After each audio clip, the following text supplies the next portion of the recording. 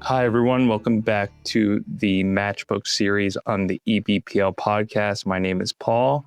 I'm the Adult Services Librarian here at EBPL. And for anybody not familiar with the Match+Book series, what we do is we take user-submitted questions.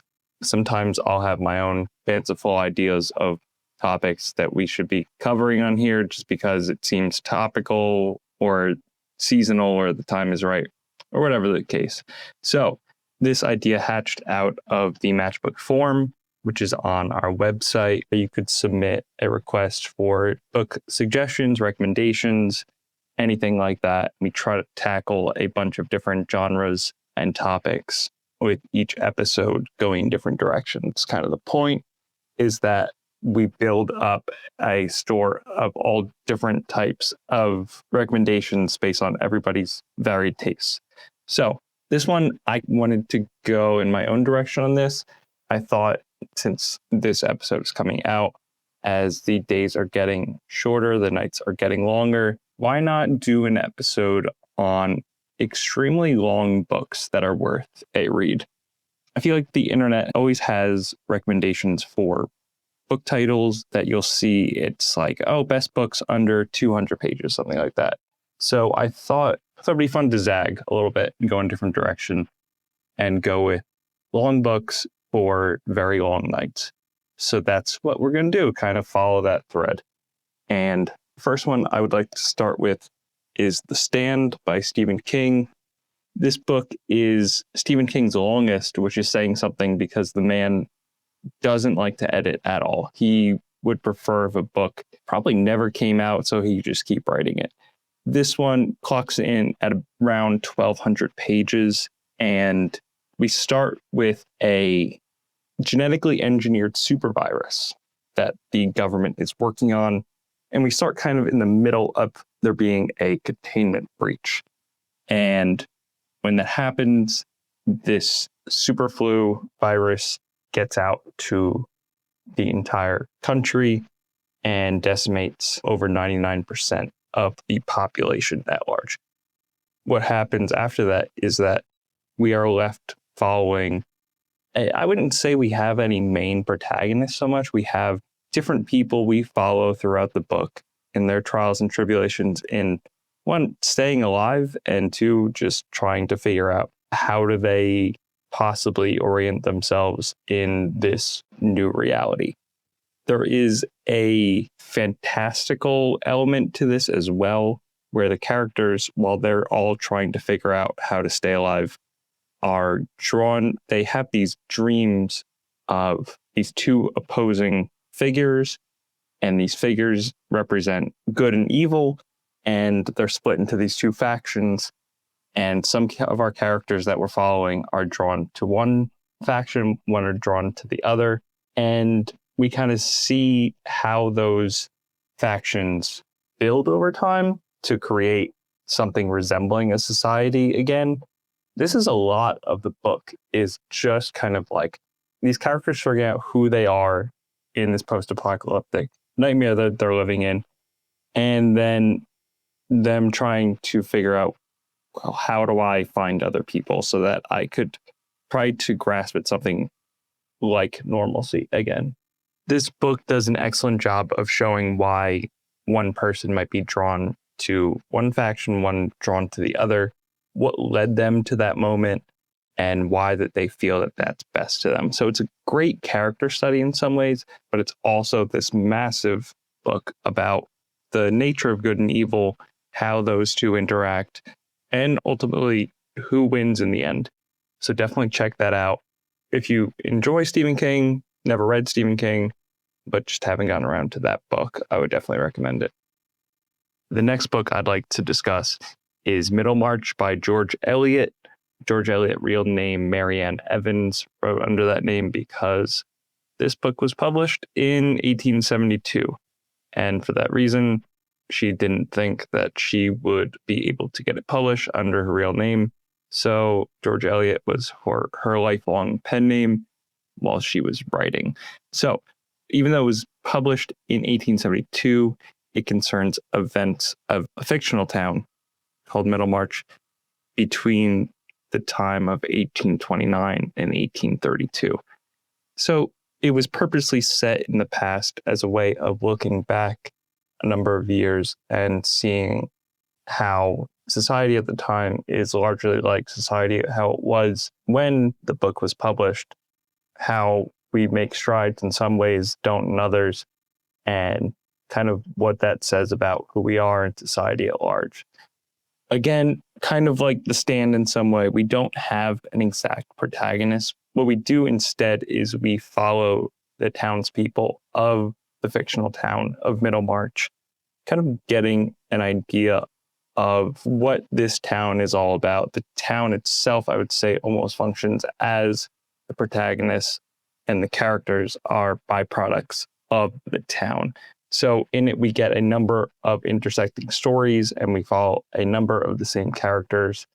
The issues brought up feel relevant today as they did at the time, such things as the status of women in society, the nature of marriage, the moral ambiguity with which we must live our lives, the hypocrisy of some elements of religious and political reform, and all of these blended in a way where there's no easy answers to a lot of the issues being brought up, as a way of showing, hey, these things are ambiguous, difficult to pin down, difficult to solve, and just coming into conflict with the human condition in and of itself lends to a number of issues.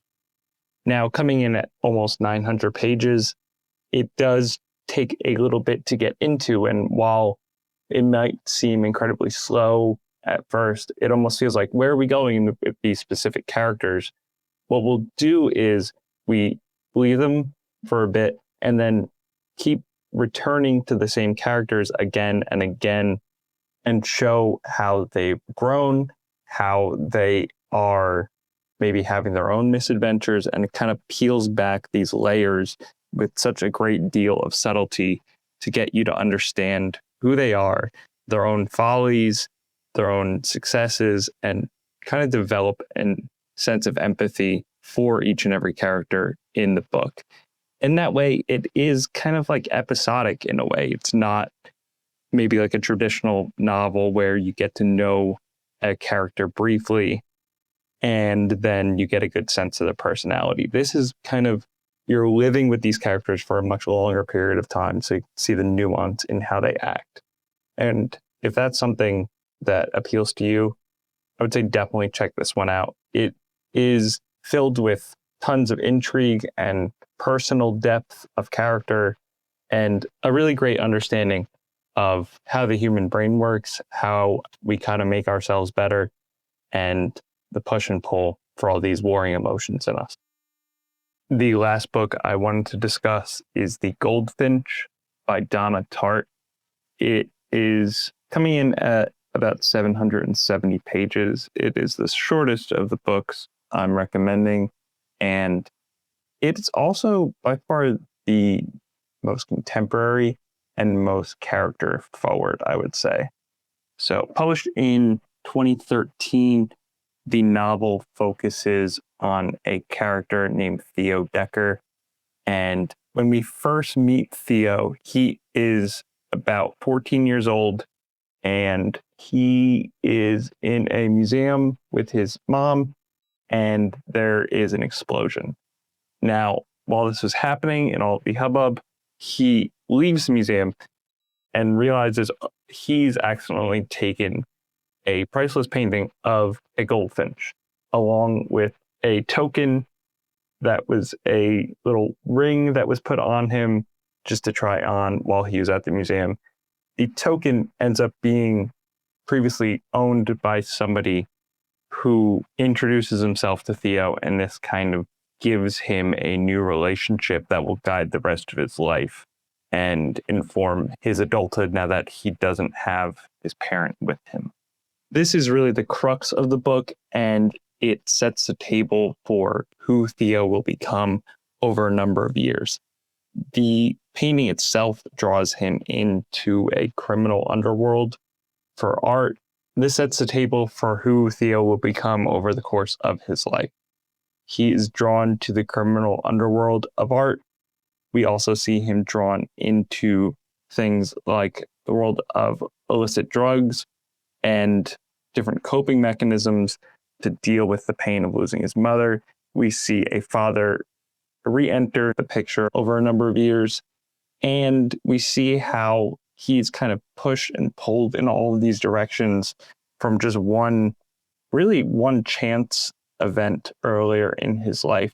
So we see how that takes him in all of these different directions, the bonds he makes with different friends, how he even meets the friends in the first place, which probably wouldn't have happened again. He would have probably never met these people had not been for accidentally stealing a painting early in his life. Because of the painting itself, we see him drawn to a number of wealthier people. And Theo, raised as someone who's not well off, this is, again, its own hornet's nest that he has to kind of delve into and discover how to act, how to exist in this new world. So we see a very impressionable teenager who's having a difficult time in the first place and is drawn in all of these different directions over a number of years by people who may not have his best interests at heart, people who maybe do actually care about him, but are so flawed themselves that they cannot actually help him. And it's a really heartbreaking story in some ways, but it's also reaffirming in the power of friendship, the connections we make throughout our lives. So definitely check out the Goldffinch as well.